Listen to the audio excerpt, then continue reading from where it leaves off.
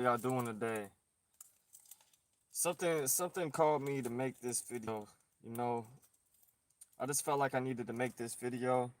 There's people out there that don't believe that we're in a spiritual battle, good versus evil, and vice versa, lies versus the truth. But for those with eyes to see and ears to hear, it's very obvious, right? It's very clear to those whose eyes and ears are open. All right. So I wanted to give y'all some proof. I wanted to prove to y'all that you're in a spiritual battle. All right. One of the most simplest examples that I can think of, almost everyone that's gonna watch this have social media. All right. You're gonna have a Facebook more than likely. So when you're on Facebook and you're reading comments, we'll use advertised posts as an example. The things that come up in your news feed that your friends didn't share. Maybe a business shared it, or some public figure known as an influencer might have posted something, right? In these comments, you'll see political things, Republican versus Democrat. You'll see people trying to speak truth. Maybe somebody will say that the moon landing was a hoax. Someone will say that 9/11 is a hoax. People will say that Joe Biden, here's a perfect one, right? So get this. People are saying that Joe Biden really didn't win the election. And if you really pay attention, there's not that many people that really voted for Joe Biden. You don't know that many people that truly, sincerely voted for Joe Biden, right?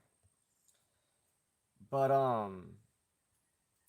this whole thing with the election being rigged and everything, and they're trying to say that it was due to COVID and all that. What they're trying to do is give validity to all the previous elections. They're trying to act like the previous elections were real and they weren't rigged, but only this one was rigged, right? Now, when you read these comments that are political in nature and they make fun of Biden for being a pedophile and a hair sniffer and all that, and then they try to act like Trump was a good guy, you know, that's you're always all right. The dark art of psychology is a huge, it's one of the most used weapons in the enemy's arsenal. All right, programming people, brainwashing people, casting spells on people. Psychology is the root of all that. You know how they say that money is the root of all evil? Well, I believe that the dark arts of psychology and manipulation is the roots of all evil. All right. Now I'm trying to explain this. I don't have a script to read or nothing like that, so I'm trying to think of how to explain this. Conspiracy theory is a spell, okay? It's psychology that's used on people. You could be reading something, someone could have laid out a whole bunch of facts and they could have even proved it. They could have even proved these facts to you, right? And then someone comes along and makes a tinfoil hat joke, right? Like, oh, you dropped your tinfoil hat, or like you should be in an insane asylum, or did you forget to take your meds? All these are spells, okay? They're spells, they're tear seeds, kinda, in a way. What they do is they discredit whoever just spoke these facts. So once you read all the facts that someone just laid out for you, and they could have even proved it, they could have gave you legal codes, they could have gave you laws, they could have quoted the Constitution, they could have quoted um, sources from medical journals, legal dictionaries, you name it. However they proved it, they could have gave you the proof, and if you would have just researched the proof that they was laid out, there would have been no doubt in your mind that they was 100% correct, right? But then some little disinformation agent comes along and they call them oh, you're a conspiracy theorist. Oh, that's a conspiracy theory. And when people hear that, their mind's been programmed, or when they read that, you forget everything that you just read and you just You just throw it away, right? Oh, that guy's crazy. He's a conspiracy theorist. You know, so that is the dark art of psychology. That is a spell, basically. Another way, another example that goes hand in hand with the conspiracy theory thing. When they call someone a conspiracy theorist, and you just discredit everything that you just saw, everything that you just read, right? Um, when the police are unlawfully arresting someone and they're using violence when they don't need to be, okay? We've seen this plenty of times, whether it was in person, so-called person, right? Whether it was face to face in the scenario or you watched it online, you seen someone that was not resisting arrest, that was non-violent, that was fully and completely cooperating, put their hands behind their back, right? And then once they're in handcuffs, then they get slammed on the ground, and the people around, or the people that's watching the video, they're thinking, wow, you know, that's crazy. What's going on? Why is he beating that man, that woman, whoever, the child, the old lady, whoever it is? We've seen them beat people of all ages. And our first thought is that's uncalled for, right? But then what happens? They start yelling, stop resisting, stop resisting, stop resisting.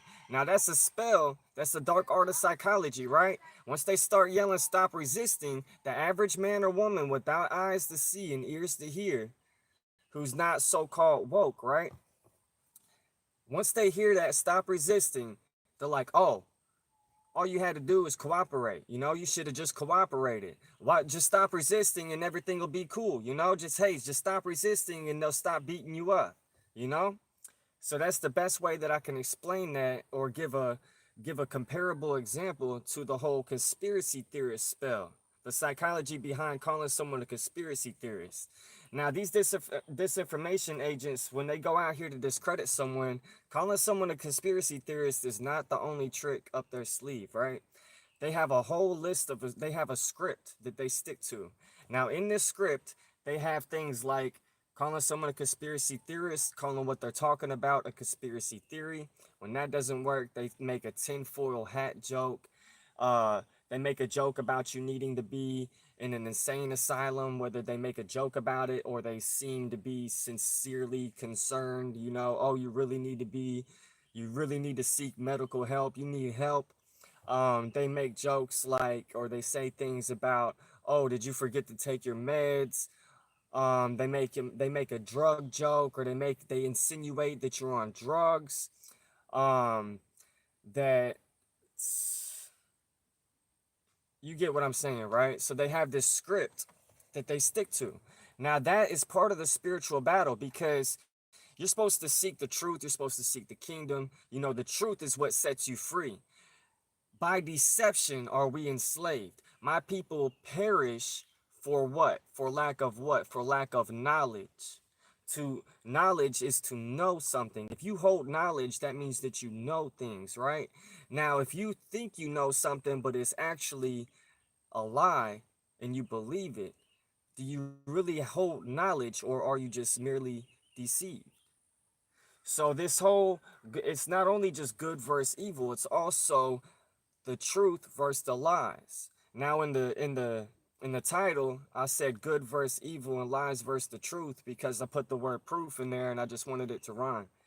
But anyways, brothers and sisters, you are in a spiritual battle. Our whole lives we've been tempted, right?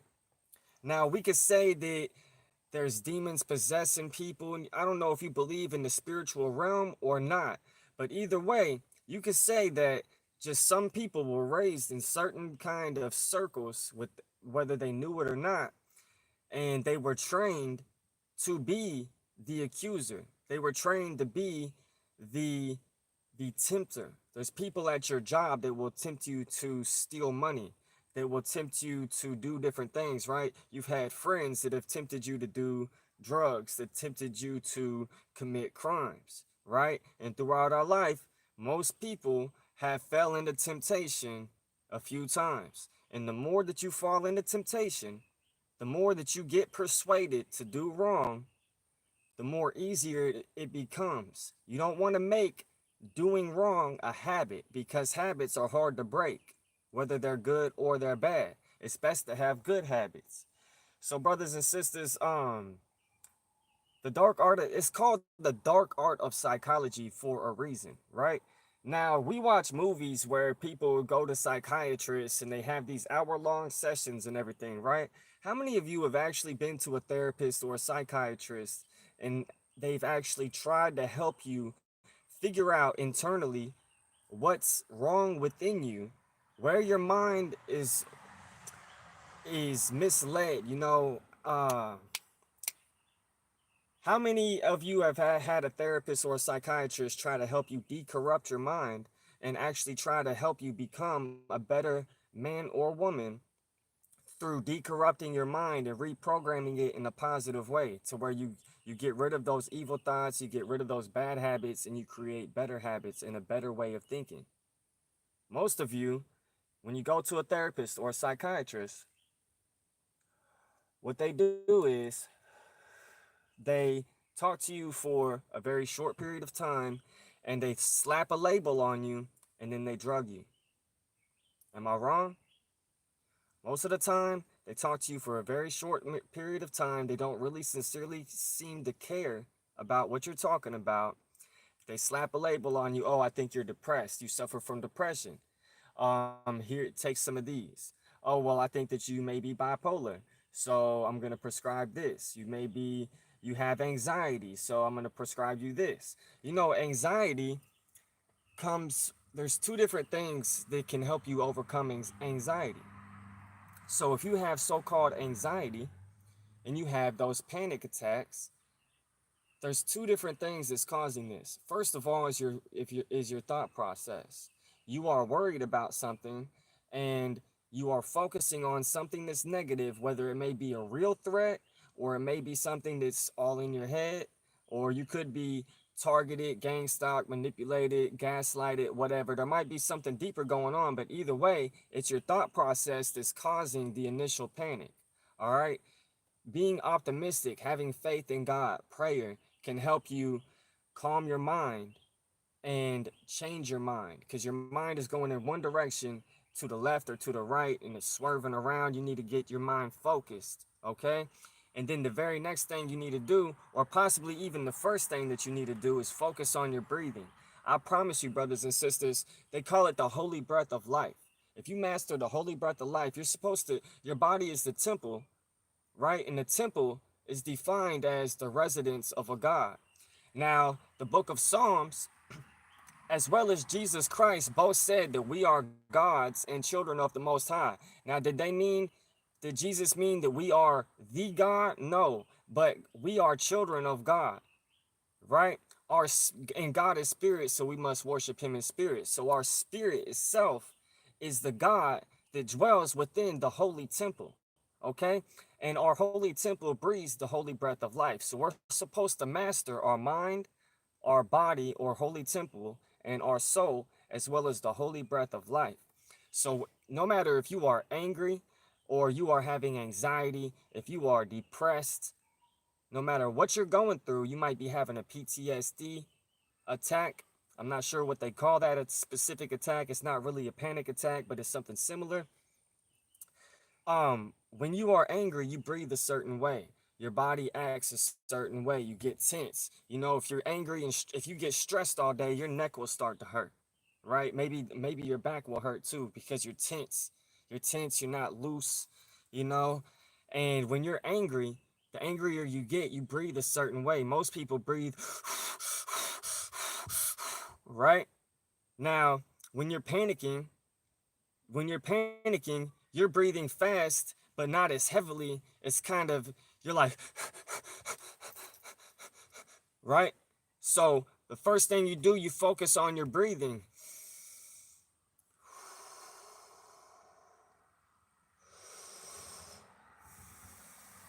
In through your nose, out through your mouth, in through your mouth, out through your nose, and vice versa. So you focus on that breathing, and you get to where you're breathing calm. Now, when you're focusing on your breathing, initially try to clear your thoughts and just only focus on your breathing. All right. And then you can focus on what made you mad, but no, not focusing on the feeling of being mad, but focus on what made you mad, what made you anxious. All right, and then you can redirect your mind in an optimistic way, in a more positive way. Think positively. You can quote some psalms or some Bible verses, or you can pray, or you can just think positive affirmations about the situation or whatever, or you can remove yourself from the situation, right? But no matter what, no matter if you are so angry that you're about to snap, no matter if you're having such a bad panic attack that you're close to having a heart attack, you can always change like that. Just boom, you can change your mood, whether you're furious or you're freaking out. You can change your mood simply by breathing normally. And then you can change the way that you're thinking, right? So that's some arsenal that you need to have. Now, obviously, the best arsenal, other than what I was just talking about for our weapons in this spiritual battle, is the armor of God. Now, you're focusing, when you read these scriptures, you see the breastplate of righteousness, the helmet of salvation, the belt of truth, right? Now, it's not literally a spiritual helmet. It's not a spirit. You're thinking about armor in a way that it looks like it's on a knight. Really, what you need to be focusing on is those words: righteousness, truth. Okay? Now, when you are righteous, you are in the right in every situation. If you are out and about and you didn't confront someone else, and you didn't start no problems with no one else, if you wasn't the first one to talk trash, and if they talk trash, if you're being polite and you're trying to calm the situation down, if you're not instigating the situation, right, then you know in your heart that you're in the right. You feel me? So that's one example. And then when you're telling the truth, you're telling the truth. This is so that you can't be accused. So if anything happens, you're not in the wrong. And when you're not in the wrong, not only does God have your back, but people around you will usually have your back as well. People around you, as long as they're not cowards, you know? So, yes, there is good versus evil, and there is truth versus lies. The world as you think it to be is not. It's not. It's crazy. Like the food that you eat is fake. You're eating genetically modified garbage. You know, in the Bible, there's a reason why God didn't want us to plant crops right next to each other. He wanted us to have a field of only corn, right? And then the outside edges of the field was for people that was walking by that could eat freely of your fields, of your crops, and for the animals. Okay? And your first harvest was supposed to be donated. And then you would be blessed from harvest then on out. The reason why you weren't supposed to have different types of corn and different types of plants right next to each other is because of what? Cross pollination. Now you can have things naturally pollinated through the air or whatever. And when you've got different plants next to each other, what happens is it becomes kind of naturally genetically modified.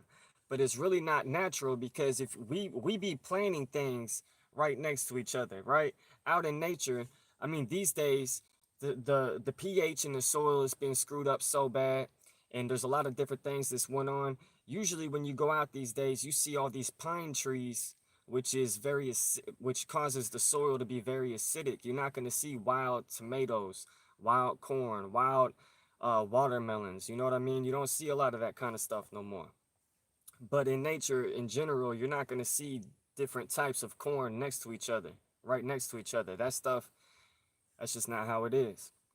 But the point is that you go to the grocery store, you buy you some food, and you think, oh yeah, I'm gonna get me some tomatoes, I'm gonna get some of this, some of that, I'm eating healthy. But truth be told, it's got pesticides in it, it's genetically modified. So even the food that you see isn't real. The what you believe to be the news, what's really happening in the world, when you watch the TVs, when you read the newspapers, when you read these history books and stuff, that's fake. That's lies. You feel me? Everything is deception. It's almost like everything's backwards, but not necessarily. You feel me?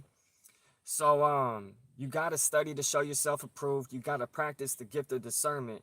A good way to practice the gift of discernment is to trust what you call your gut instincts, right? That's the voice of God. That's what they call the voice of God. Like, God told me this, right? When people say God told me this, they're usually talking about what other people call their gut instincts. You know, you get a bad feeling about people, you get a bad feeling about situations. Listen to your gut instincts. And the more that you focus on your instincts and you strengthen your instincts, the easier it will be for you to be able to discern things in the future. All right? Um like I said, I didn't really plan this video. I didn't make a script. And I feel like I'm kind of talking about the same subjects and kind of going off topic a little bit. And I'm sorry about that. But something told me to make this video. Someone needed to hear something in this video. You feel me? But I love y'all. And I'm about to sign off. One love, peace, and fortitude. God bless y'all.